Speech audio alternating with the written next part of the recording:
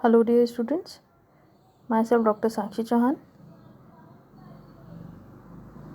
Assistant Professor, Government Mira Girls College, Department of Business Administration. Last 2 क्लासों में हमने what is company क्या होती है, उसके कैरेक्टरिस्टिक्स क्या होते हैं और सेपरेट लीगल एग्जिस्टेंस, पृथक वैधानिक अस्तित्व का प्रिंसिपल क्या होता है वो पढ़ लिया था।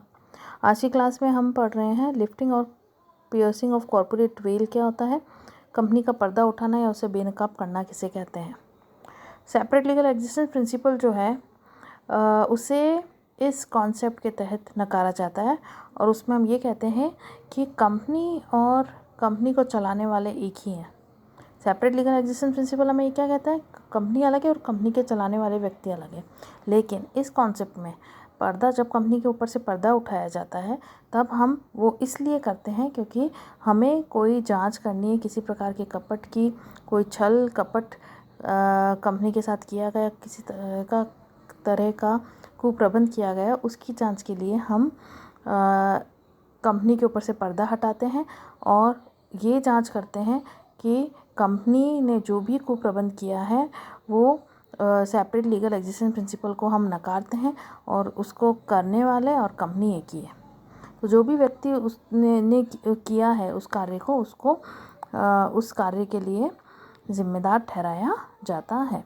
सेपरेट लीगल प्रिंसिपल हमें ये बताता है कि कंपनी के एक विधिक व्यक्ति है जिसका उसके सदस्यों से पृथक अस्तित्व है। यह सिद्धांत कंपनी और उसके सदस्यों के बीच एक पर्दे या दीवार उत्पन्न करता है।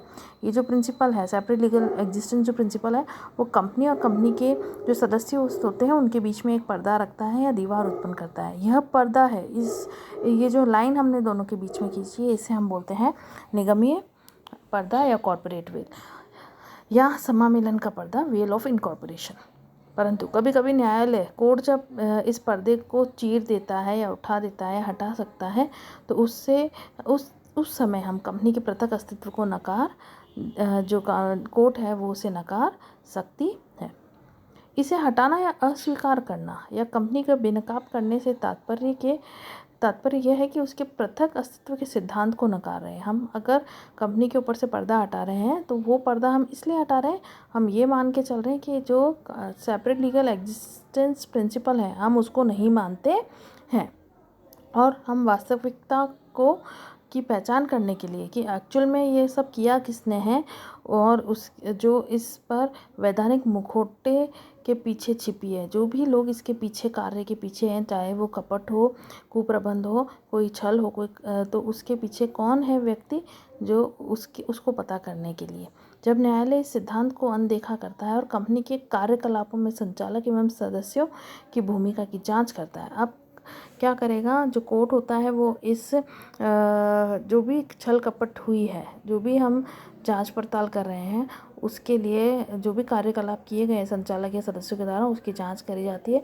और इस जांच को हम बोलते हैं कंपनी का पर्दा उठाना या कंपनी को बेनकाब करना। अब कोर्ट जो होता है वो 2 तरीके से इस जांच को डिवाइड करता है। कुछ उसने वैधानिक व्यवस्थाएं ली हैं और कुछ उसने न्यायिक निर्णय लिए। अब न्यायालय जो कंपनी के 2 वर्गों में उसने विभक्त किया है उसको हम कैसे अध्ययन करते हैं। पहला है वैधानिक व्यवस्थाओं के अधीन, अंडर स्टैट्यूटरी प्रोविजंस, और सेकंड आता है हमारा न्यायिक निर्णयों के अधीन, जुडिशियल डिसीजंस के अकॉर्डिंग। तो हम स्टार्ट कर रहे हैं वैधानिक व्यवस्थाओं के अधीन, अंडर स्टैट्यूटरी प्रोविजंस।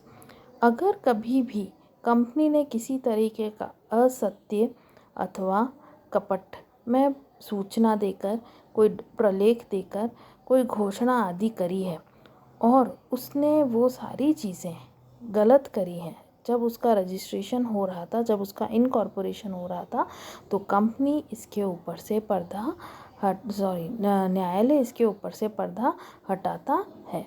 अब असत्य या कपट में सूचनाएं कब की, जब उसका रजिस्ट्रेशन हो रहा था या जो उसने डॉक्यूमेंट्स दिए हैं या कोई भी उसने डिक्लेरेशन दिया है वो गलत किया है उसने, तो इसके ऊपर से भी न्यायालय पर्दा उठाता है। अब इसका प्रभाव क्या होगा, इसका प्रभाव ये होगा कि वो सारे व्यक्ति जिन्होंने इन्हें सबमिट किया था, वो उन सभी व्यक्तियों का जो दायित्व है वो असीमित हो जाएगा।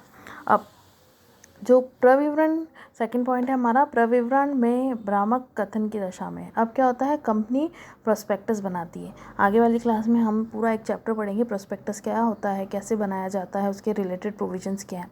तो कंपनी अपना प्रोस्पेक्टस बनाती है और प्रोस्पेक्टस के द्वारा वो क्या चाहती है कि लोग उसकी कंपनी के अंदर पैसा इन्वेस्ट करें, मीन्स उसके शेयर्स खरीदें। अब अगर कंपनी ने किसी तरीके का मिसलीडिंग या भ्रामक कोई कथन दिया है या स्टेटमेंट दिया है जिसके द्वारा जो जिन लोगों ने भी कंपनी के अंदर इन्वेस्ट किया है उनको कोई नुकसान या क्षति पहुंची है, तो वो सभी अभिदाता जिन्होंने उस प्रोस्पेक्टस को साइन किया था वे स्वयं जिम्मेदार हो जाएंगे उस क्षति के लिए। अब नेक्स्ट है कपट में उपदेशों के लिए प्रविवरण के निर्गमन की दशा में। इन case of issue of prospectus for fraudulent purpose. कभी कभी क्या होता है, कुछ कंपनियां ऐसी होती है जो प्रोस्पेक्टस ही किस लिए बनाती है, फ्रॉड करने के लिए, ठीक है, किसी कपट करने के लिए। तो अब अगर उस कंपनी ने ऐसा कोई प्रोस्पेक्टस बनाया है तो जो जितने भी लोग मीन्स उसके जो संचालक है, चाहे उसका प्रमोटर हो, प्रवर्तक हो या कोई भी विशेषज्ञ हो या प्रत्येक व्यक्ति जिसने उससे जारी किया है, उन सभी व्यक्तियों का जो दायित्व है वो असीमित हो जाएगा। कपट में उपदेशों के लिए प्राप्त किए गए धन निक्षेप को लौटाने में असफल रहने पर, in case of failure to return public deposit obtained from fraudulent person. अगर कंपनी ने फ्रॉड करने के हिसाब से लोगों से पब्लिक डिपॉजिट एक्सेप्ट किया है और बाद में ये पता चल जाता है कि कंपनी ने फ्रॉड के पर्पस से किया है, तो वो सभी अधिकारी जिन्होंने ये कार्य किया है वह व्यक्तिगत रूप से उसके लिए दायी ठहराए जाएंगे। अब सूत्रधारी एवं सहायक कंपनी की दशा में दो तरीके की कंपनीज होती है, एक होती है सूत्रधारी जिसे हम बोलते हैं होल्डिंग, और एक होती है सब्सिडरी कंपनी। हमारे आगे वाले चैप्टर्स में हम इनके बारे में पढ़ेंगे। मैं आपको ये बता देती हूँ कि दोनों का जो अस्तित्व होता है, पृथक वैधानिक अस्तित्व होता है, दोनों कंपनीज अलग अलग होती हैं। लेकिन जितनी भी सूत्रधारी कंपनी है ये उनके लिए कंपलसरी है कि वह अपनी जो एनुअल जनरल मीटिंग होती है जिसे हम बोलते हैं वार्षिक साधारण सभा, उस सभा के अंदर वह जितनी भी उनकी सब्सिडरी कंपनी है, सहायक कंपनीज हैं, उनका एक कंसोलिडेटेड फाइनेंशियल जो स्टेटमेंट है वो प्रेजेंट करें। और अगर वो ऐसा नहीं करती है तो हम ये मान के चलेंगे कि सूत्रधारी एवं सहायक कंपनी एक ही है। नेक्स्ट, कंपनी के स्वामित्व की जांच करने के लिए for investigation of ownership of a company. अब ये पता करना होता है कि सच में कंपनी खुद कंपनी को अपने आप को चला रही है या कोई ऐसे कुछ लोग हैं जो उससे चला रहे हैं, कुछ लोग, सभी नहीं। तो अब इसके लिए जांच करने के लिए न्यायालय ये देखता है कि कंपनी की सफलता और विफलता के पीछे कौन ऐसा व्यक्ति है जो उसकी कुछ वित्तीय हित रखता हो, पता करा जाए।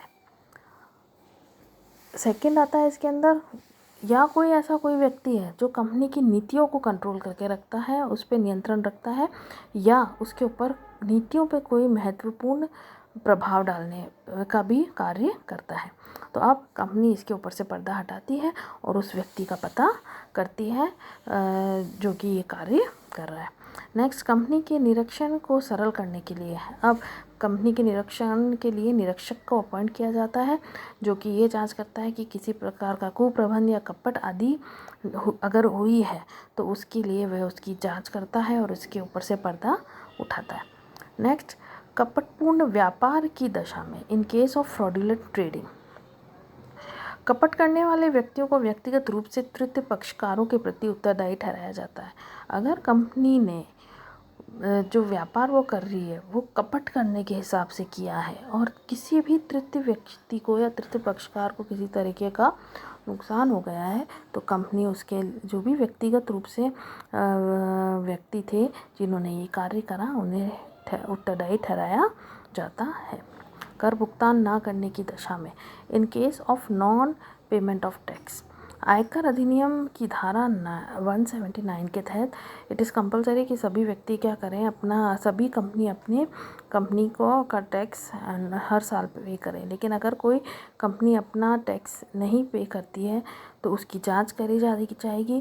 अगर मान लीजिए वो कंपनी का हम वाइंडिंग अप कर देते हैं और तो उसके बाद जो भी उसके संचालक थे उनको व्यक्तिगत रूप से उत्तरदायी ठहराया जाता है, और हम जो कंपनी और उसके जो संचालक होते हैं उनका जो पृथक अस्तित्व होता है उस कॉन्सेप्ट को हम यहाँ पर नकारते हैं।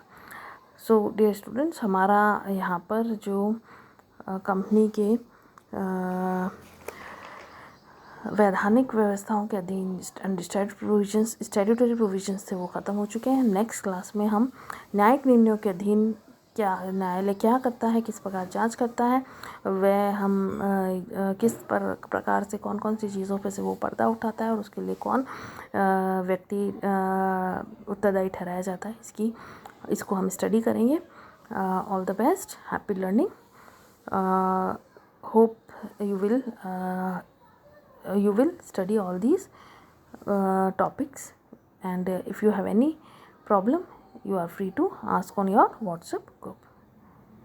Have a nice day.